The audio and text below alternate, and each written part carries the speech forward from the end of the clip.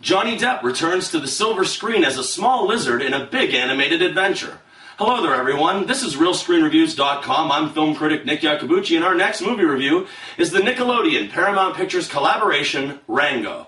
Rango opened around the world on Friday, March 4th, 2011, and it features the aforementioned global star Johnny Depp, and joining him are Isla Fisher, Timothy Oliphant, Abigail Breslin, Bill Nye, and the always wonderful Alfred Molina. This film comes to us from director Gore Verbinski, the director of the Pirates of the Caribbean trilogy, The Mexican, and the horror thriller The Ring. This time out, he once again re-teams with his pirate star for fun, dazzling animation, fun, comedy and laughs, and did I say fun? Our tale begins telling us the story of our title character, Rango. He is an extremely likable and friendly chameleon struggling with, of all things, an identity crisis. Leave it to Johnny Depp to create a color-changing, independent, eye-shifting gecko that can't help but get into trouble. In his travels, he finds himself passing through a town very reminiscent of Wyatt Earp's Tombstone and filled with just as many hooligans. Now, the one dream Rango does have is to become the hero in any story, but in his mind, this is just a pipe dream. As the tale progresses, the conflict that plagues Rango is that he must step up in full force and betray the hero he so wants to be in order to protect a town and its civilians, or will he cave and succumb to the threats of Rattlesnake Jake? Throw on top of that colorful characters like Tortoise John, Doc the Merry Mac, and Bad Bill the Gilly Monster, and you have the recipe for a wonderful adventure suitable for the entire family.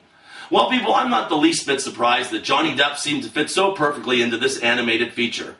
He's always been 100% bankable in bringing exuberant characters to life, and with the buggy eyes and physical comedy, I could almost see him running around the studio and having a blast doing it. Rango is lighthearted, and he has the charm of a high school teenager. His almighty declarations are great and tremendously entertaining, even though they are complete fabrications.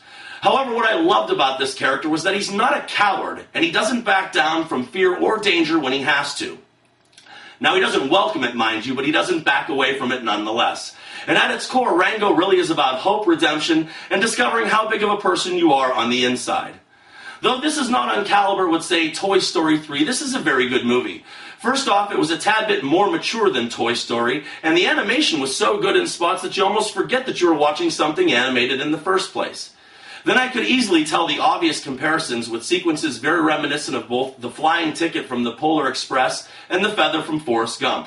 Also evident were many PG-13 jokes that found their way into a PG movie, and the filmmakers went out of their way to add as much adult humor and jokes as possible without hurting the original premise.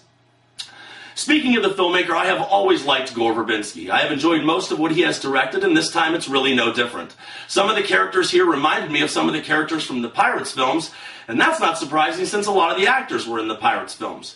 He has crafted a tale of morality and being very careful what you wish for. Now, is our protagonist in search of conflict? Yes. However, I would say that he's after vaudeville or a theatrical conflict, and what he gets is the real deal. What Rango ends up finding is a conflict of conscience and the struggle to do what he knows to be right. There's also much homage paid to many films, including everything from Apocalypse Now to The Wizard of Oz, and the more that you can catch these, the more fun you might have with Rango. The flying bats were very cool, and this film did not shortchange on the action or the excitement.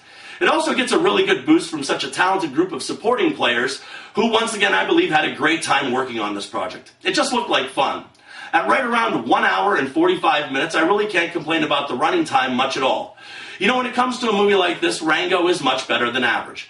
It's wonderful family fun that is good for all ages, and on top of that, it has a very credible mystery at its core. The detailed animation was also exquisite, and I would put it on par with Disney's Pixar. Solid from start to finish, with enough for adults to enjoy as much as kids. Heck, what else could you ask for? A very favorable 3 stars out of 4. And remember, people, I'm not always right, only when it comes to the movies. And thank you for your attention.